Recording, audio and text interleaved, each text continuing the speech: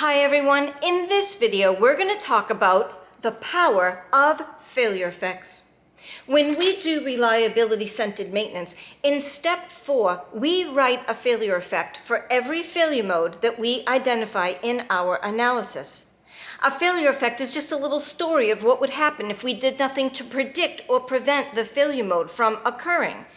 Now this is really important because the main reason we write failure effects is so that we can assess the consequences of each failure mode. In other words, decide how it matters. Like, could someone be injured or killed, or does it not really matter at all? Now, one of the criteria when we write failure effects is we include specific operating restrictions. I want to focus on this one in this video. When I was facilitating an RCM analysis once, it was in the nuclear industry where, at least in this particular organization, operators follow their operating procedures to a T. They do not vary from them for any reason whatsoever.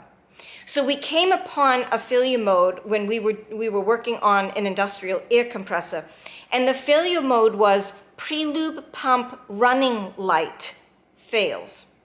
So the operator said that as part of his operating instructions, if the pre-lube pump running light didn't illuminate while he was starting up the compressor, then he had to stop everything and he had to call a supervisor.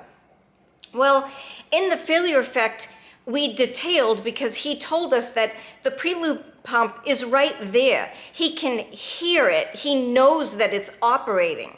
So there was really nothing wrong with the pump. It was just that the light was failed. So that was an area where it could cause an operational consequence because of what the procedure said.